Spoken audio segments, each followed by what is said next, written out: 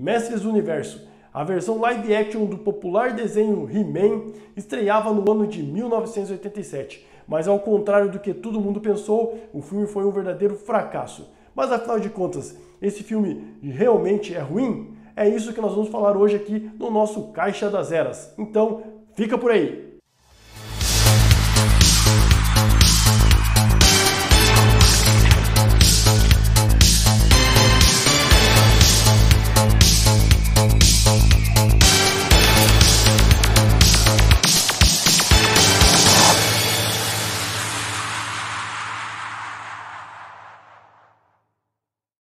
Sejam muito bem-vindos a mais um programa do Caixa das Eras, esse canal que leva você a fazer uma viagem por todas as eras da cultura pop. Meu nome é Wellington e nós vamos juntos hoje falar sobre o filme Mestres do Universo, o filme que transpunha para as telas de cinema o famoso desenho, o popular desenho do popular personagem, do personagem que ficou conhecido demais na década de 80, He-Man e os Mestres do Universo. O filme estreou em agosto de 1987 e escalaram o grandalhão Dolph Lundgren para interpretar o loirão He-Man. Na minha opinião, foi muito acertado isso. Porém, ele não era bem o He-Man que nós estávamos acostumados a ver no desenho.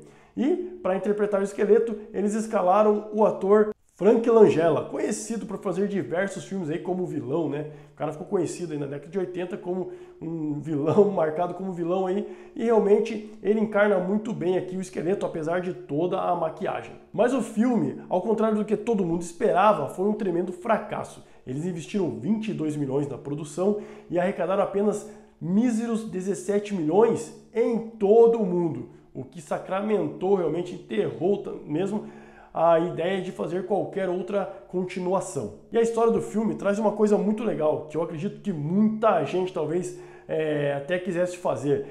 O filme já começa o esqueleto e o exército dele invadindo o castelo de Grayskull ali, com a feiticeira aprisionada e o cara botando banca. Aqui o esqueleto não é bunda mole igual no desenho, não. Ele realmente aqui consegue colocar um ar de medo, um ar de respeito. Ele não é aquele esqueleto do desenho que estava sempre fugindo, sempre dando desculpas para não lutar. Aqui o cara encara a parada mesmo, aqui o esqueleto é um vilão realmente. E isso é muito legal, é como se você assistisse um Vingadores Ultimato sem ter assistido o Guerra Infinita, você não sabe o que aconteceu.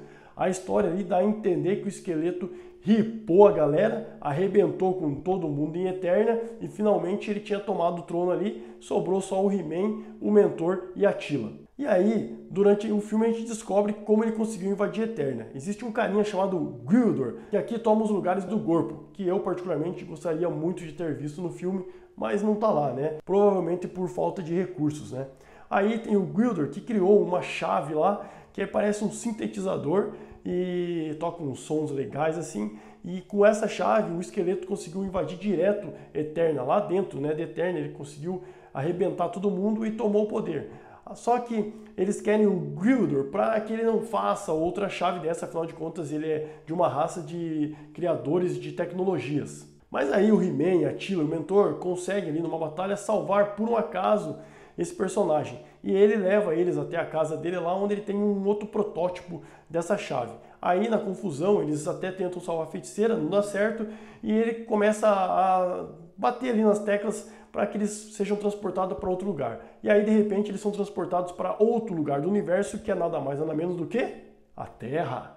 E aí eles caem no planeta Terra, mais particularmente nos Estados Unidos, onde geralmente todas as invasões começam, né? Sei lá por quê. Mas eles caem ali e aí eles perdem a chave nessa viagem e a chave cai lá no cemitério, onde por acaso tem dois jovens ali, um deles, a moça, está visitando o túmulo dos pais, e aí o rapaz, o namorado dela, encontra a chave. Ele é músico e ele acha que é um sintetizador, por isso que eu falei isso ali no começo. E aí você vê uma Courteney Cox em começo de carreira, mas que na minha opinião ela atua de maneira muito legal aqui, não tem descrédito nenhum, não dá para falar que é uma atuação ruim, não, muito pelo contrário, eles interagem muito bem para um filme de ficção científica. E aí durante todo o filme o pau come solto ali porque eles querem essa chave, porque o esqueleto ele tem um lance que ele não quer matar o He-Man. Ele quer fazer o He-Man se ajoelhar, ele quer ser o maioral com o He-Man sendo um escravo. É uma coisa meio doida. E aí o pau come solto, porque o esqueleto, na verdade, ele quer o He-Man como prisioneiro. Ele quer que o He-Man se humilhe, porque o argumento do esqueleto é muito legal durante o filme. Ele não quer matar o He-Man, ele quer o esqueleto como prisioneiro, uma forma de desestabilizar o povo, mostrar que o campeão deles não tem nada de campeão. Os personagens do mal ali, fora o esqueleto, tem a Maligna, que também tem uma presença de cena e que realmente é maligna, é bem interessante a forma manipuladora que ela age, isso é muito legal. E o Homem-Fera, que foi subaproveitado aqui, junto com os caras aí que foram feitos para o filme, mas enfim, dentro dos recursos aí a gente entende por que o filme ficou assim e não é de todo ruim não, é legal sim. Já do lado dos campeões nós temos o He-Man, como eu já falei, e temos o Mentor, que é o que mais lembra o desenho, por causa de toda a parafernália que ele usa, e a filha gatíssima dele, Teela. Aqui as suas vestimentas não lembram nada do desenho, mas sim o temperamento, já que no desenho Teela sempre é cabeça quente, sempre está querendo brigar, e aqui no filme isso fica bem claro também. Mas e aí? Tá gostando do assunto? Me diz uma coisa, já se inscreveu? Ainda não? Então não perde tempo. Antes de continuar o vídeo, se inscreve aí, badala o sininho para sempre que eu viajar pelas eras você receber em primeira mão a notificação e não esquece de dar aquele like legal, porque assim o meu canal cresce e eu produzo vídeos cada vez mais nostálgicos, mais viajantes para você e eu nos divertirmos por toda a história da cultura pop. Mestres do Universo é um filme que, apesar de ter sido lançado no ano de 1987, é muito bacana de se ver até hoje. Ele não tem efeitos especiais abaixo da média do que saía na década de 80. Muito pelo contrário, na minha opinião, ele está até acima. Ele tem algumas batalhas bem bacanas, coisas que eram meio raras ali nessa década. Outra coisa que é muito interessante de se ver nesse filme é que He-Man e Esqueleto são verdadeiros nêmesis. Como se fosse o Batman e o Coringa, o Homem-Aranha e o Duende Verde, o Lion e o Munra. Realmente, a guerra toda é por causa de um contra o outro. O esqueleto quer realmente subjugar o He-Man e o He-Man sabe que precisa destronar o esqueleto de qualquer forma. É muito interessante ver isso porque aqui a história realmente coloca os dois frente a frente, coloca os dois para batalhar, não é como no desenho. Mas a gente entende que o desenho realmente era voltado para o público infantil e aqui no filme você precisava ter uma coisa um pouco mais madura.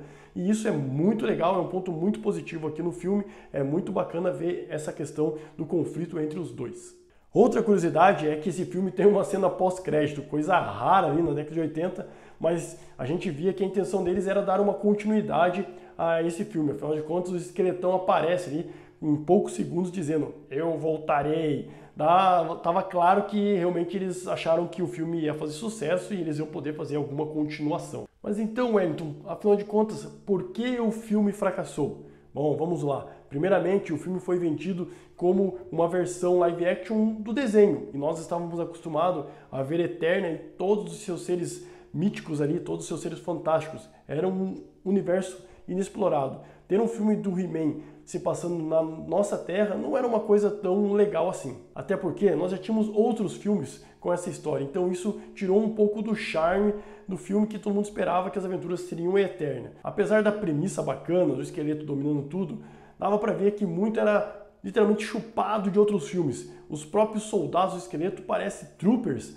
de Star Wars, só que em versões do Darth Vader mal feito, né? Você consegue ver isso. Até a música era meio semelhante a Star Wars ou outros filmes que tinham essa temática espacial. Outra coisa é que o público muitas vezes acaba simplesmente acreditando e concordando com a crítica. A crítica massacrou o filme, os caras nunca gostaram muito dos filmes do Dolph Lundgren, os caras não gostavam muito da Canon Filmes e aí o estrago estava feito. O filme sacramentou de vez o personagem, já que o desenho já tinha parado e os bonecos também já não estavam mais sendo lançados ali naquela febre e a própria Canon Filmes havia apostado alto nesse filme e com tudo isso ali começou a derrocata dela. Então realmente os críticos daquela época destruíram o filme de todas as formas possíveis e o filme fracassou, naufragou, acabou de vez com todas as esperanças de que um novo filme de He-Man saísse e surgisse. O mais engraçado é que, apesar de naquela época todo mundo realmente falar que o filme é ruim, isso e aquilo,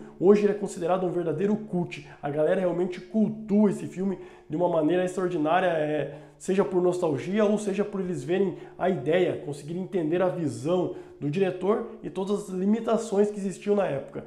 Eu, particularmente, sempre gostei do filme, sempre que eu assisto esse filme eu tenho boas memórias, boas recordações e o próprio filme é muito divertido. Então, se você ainda não assistiu, se você já assistiu ou se você assistiu e não lembra, assiste de volta porque vale muito a pena sim. É muito legal você ver o Esqueleto sendo aquele vilão malvadão, ver o He-Man sendo o cara que vai salvar todas as coisas.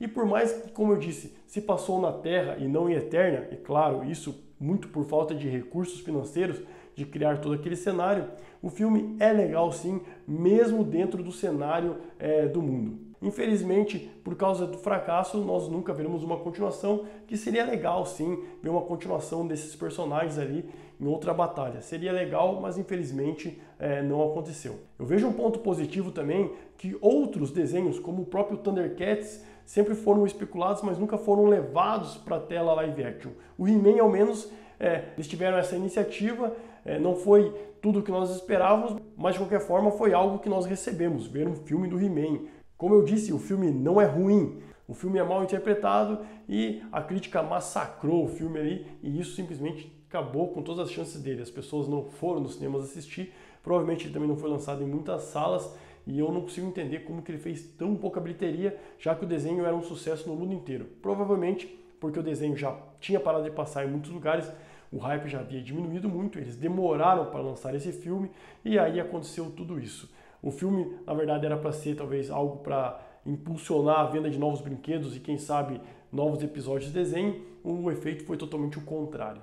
Bom, pessoal, isso é o que eu tinha para trazer para vocês hoje. Eu espero que vocês tenham gostado, eu espero que vocês tenham lembrado. Com certeza não vai ser a última vez que nós vamos falar sobre esse filme, nem sobre He-Man. Afinal de contas, He-Man é um personagem da cultura pop tão marcante quanto qualquer outro das outras mídias, aí seja quadrinhos, filmes, séries. He-Man hoje é uma marca. Afinal de contas, o personagem não acabou, o personagem continuou. Teve uma nova versão de desenho em 2002, teve um desenho ruim lá em 1992 e ainda continua nos quadrinhos aparecendo sempre que pode, porque o personagem veio para ficar. É um personagem que simplesmente é uma marca registrada da cultura pop. Eu agradeço a vocês mais uma vez por terem assistido. Não se esqueça de inscrever aí. Eu desejo para vocês uma ótima vida e aquele abraço!